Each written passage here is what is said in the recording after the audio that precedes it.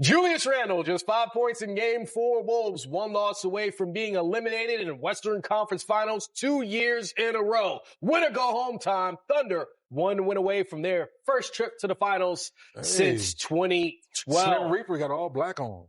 Welcome to Playoff Central Live, presented by AT&T. That's the two-time champion, Isiah Thomas. That should have been three. Should have been three. Hey, come on now. Preach to it, preach. I'm that other guy, Chris Miles. Hey, other guy, how are you? Let's start with, we got Game 5 of the Western Conference Finals. The Thunder looking to punch their ticket.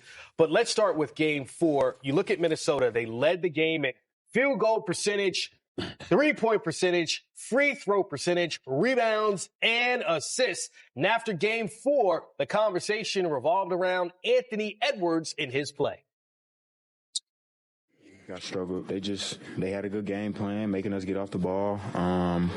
Especially for me, man, it was super in the gaps. I made the right play all night, so I don't really look at it like I struggled. I didn't get enough shots to say I struggled, so that might be how you guys look at it. But yeah, I didn't struggle at all. I made the right play. I thought Ant played well. I honestly did. I think he just, people are so used to him having big numbers. Ant was driving. He was trying to find stuff in the paint. They collapse. He makes the right reads. Like, that stuff is important for our unit. I thought he was great last game. We scored almost 130 points.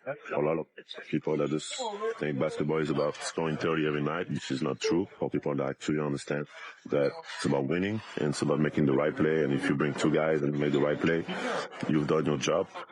We believe that anything's possible. We have a bunch of guys that have been beating the odds their whole lives. Right now, they're facing reality, down 3-1. Not much time to really dwell in whether or not we're happy or not, or whatever the case may be. Emotions aside, got to focus on what's at hand and get to the next thing. Everything's out there. There's no secrets. They know how to beat us. We know how to beat them. It's just about going out there and doing it.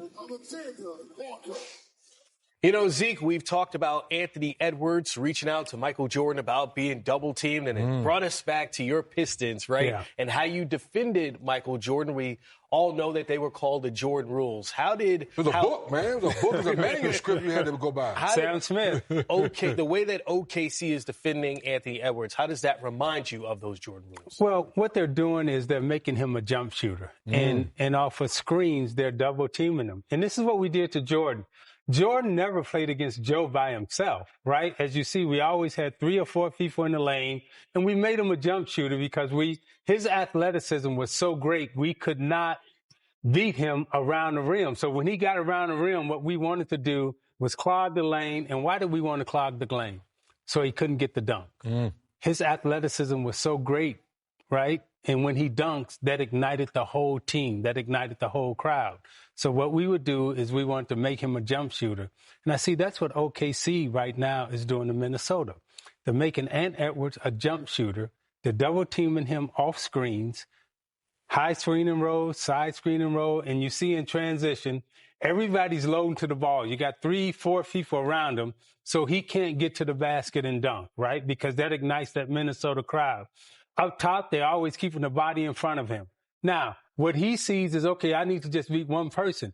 But that lane is clogged. You can't get in there. You're going right into the teeth of their defense. Look how many people will be around the lane.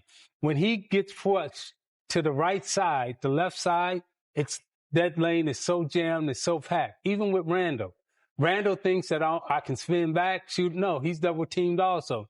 What they're doing is they're taking Randle and Edwards out of the game. And you see, even when he comes off a screen, switch, right? There's a body in front of him, and they're making him a jump shooter. So in this series right now, as great an athlete as Edwards is, he's only got 2 dunks in this whole series right now. He only has 18 layups, but check this out. He's got 48 jump shots. So they've made him a jump shooter in this series, and they've taken away the dunk. And now, to his credit, he sat there and said, hey, I'm making the right basketball play. I'm doing the right things.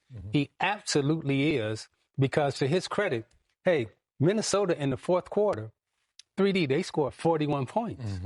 They scored 41 points. So you can't say to Ant Edwards, hey, you need to do more.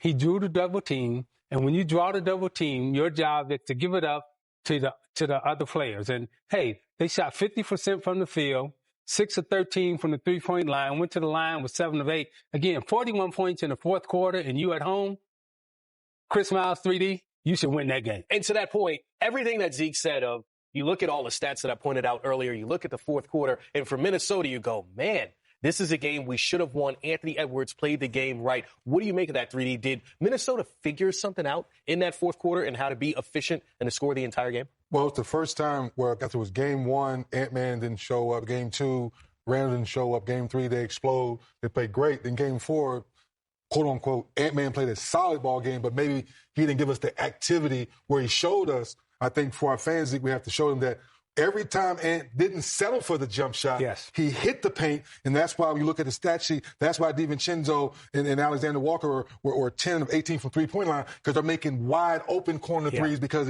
his feet were touching the paint, and now we're spraying the threes versus to Zeke point once again, versus just passing the ball around the three-point line, OKC saying thank you because you're not putting pressure on our defense. And with Edwards, right, you're saying, okay, we want you to touch the paint. However, defensively, right, whenever he tries to touch the paint, he more than anyone, it is jammed. So when he's trying to get to the paint, he's driving right into the teeth of the defense, and he thinks that he's seeing 2 men, but as we just showed on the video, there's actually 4 there. So whenever he tries to get to the paint, that's why you're seeing turnovers with him getting to the paint. So you give OKC, credit, but also you got to give Anthony Edwards credit too for being a thinking man's basketball player the last game by not forcing it. If he would have forced shots, he would have had a horrible shooting night, and they wouldn't have scored 41 points in the fourth quarter. Yeah, great points made by you, the Hall of Famer. Like you said, there was 4 guys in the paint. There's 3 guys on this set. We have the 4th member of our team. Let's welcome in Jared Greenberg, who has boots on the ground and the hat ready for the Western Conference Finals. What's going on? Half man, half makeup. Let's discuss that hat, my friend. Are you ready to go to Texas? What's going on? No, I'm in Oklahoma. It's very fitting here. I saw people walking around with it all day today, and I felt like it was fitting. So you can now refer to me as Cowboy Crunch. Cowboy Crunch it is. All right, let's get down to business. Anthony Edwards stated after Game 4 that his 13 shots followed the game plan. Has he or Coach Finch discussed a similar game plan for this Game 5, or is he expected to be more aggressive in taking shots while facing elimination? Yeah, I think there's no question. Everybody in this building, everybody watching at home is expecting Anthony Edwards to take way more shots. And I heard what Isiah was saying, and I think people would agree within the Timberwolves organization that he did make the right plays. There were a couple of unfortunate turnovers that took place that they certainly were not pleased with. But there was a different level of energy and aggressiveness in Game 3 that we did not see, particularly in the first quarter of Game 4 2 nights ago. I think there's no question. They're looking for quicker decision-making. They're looking for a higher level of energy and intensity tonight with their season on the line. And I would be stunned, and I think most people would be. We don't know whether Minnesota wins, but Anthony Edwards needs to go down swinging tonight to give Minnesota a shot to keep their season alive. Well, one of the things we've seen with the Thunder all year, playing with that highest level of intensity on both ends of the floor. But for this group, this is the furthest they've advanced in the playoffs. What have they said regarding what they've learned and how to prepare and to close out their opponents like this Game 5? Well, it's interesting, Chris, because a lot of teams use these cliches, these sayings, and you just say, you chalk them up to that's what you think they're supposed to say.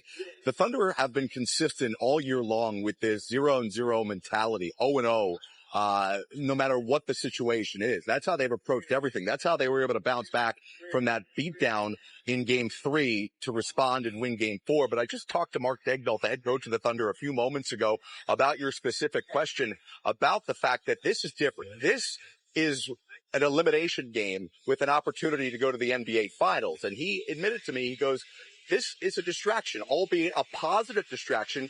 It is human nature to think about what is next, but he is demanding of his team what they've done all season long of only looking at what's in front of them, saying to me just a couple moments ago that growing through experiences and staying present has been one of the big keys to the success to get to this point for OKC. Well, Captain Crunch, you're dressed apart. So my question for you, and everything you just shared with us, is this a crunchy type night, or is the atmosphere so big where this is a blew out, as Shaq would say? Right. Is it crunchy, or as we like to refer to it on Crunch Time, as a soggy night? We hope it is a crunchy night. We hope it is a competitive night. We are not rooting for one side or the other, but I will tell you that I would be stunned, absolutely stunned, if this was a blowout or a soggy night. I think there's no question. We're in for a tight ball game, Game 5 tonight in OKC. All right, Captain Crunch baby. is There now Cowboy Crunch. Can I get a yeehaw out of Jerry Greenberg? All right, thanks for stopping by. Yeehaw! There we go, baby. Good stuff. Good stuff. Let's get into a guy that has definitely brought the cowboy mentality, or whatever you want to say, the MVP of the league, Shai Gilgeous-Alexander, right? Bouncing back from his 14-point performance last time out to playoff career high 40 points, playoff career high 10 assists. 3D, can you break down how he was able to bounce back in that Game 4 and really grab hold of the series? Zeke, I have to go back to maybe Iceman recently, maybe Joe Johnson. Just the guys that don't give you a lot of high, low. They just bring their games every night. Yes. So we sit back because we like to compare. Well, I'm trying to find the right star, the right Hall of Famer that played with a certain confidence, a certain calm every night. Alex English, another good one. Yeah. Another guy that he gave you 30 a night, never said anything to you. Looking at the stat sheet, well, damn, he had 30, didn't say anything to me. Yeah, he spoke to you to the stat sheet. Yeah. That's what SGA is showing us. So now if it's mid-post, or I think you and I worked a few nights together where, okay, we're going to double team him. Well, he's not afraid to get off the ball and let J-Dub go eat, or get off the ball early and let Chet eat. So now we're saying a big three with OKC. What is that called, Chris? That's called leadership. Yes. That you can empower the guys around you, still be the MVP, still get your numbers, and Chet and J-Dub still get their numbers as well. And you know what else I noticed, 3D, is they went Hubie Brown, old school, 1-4 flat. Yes. Right? So Shai could see where the double team was coming from. They had 4 people on the baseline, gave him room to operate, so consequently he can get to the mid-range, do his thing, and drop, right? And I would suspect that's what Minnesota should do for Ant Edwards. Just 1-4 flat, let him do his thing up top, and then he can see exactly where the double team is coming from. All right, we also have WNBA action live here on NBA TV tonight. The Fever versus the Mystics. That's tipping off at 7:30. Get to see 2 of the best rookies in the WNBA, the 2 highest scoring rookies. And don't forget the point guard matchup. The point guard matchup has lived up to expectations in the Eastern Conference Finals.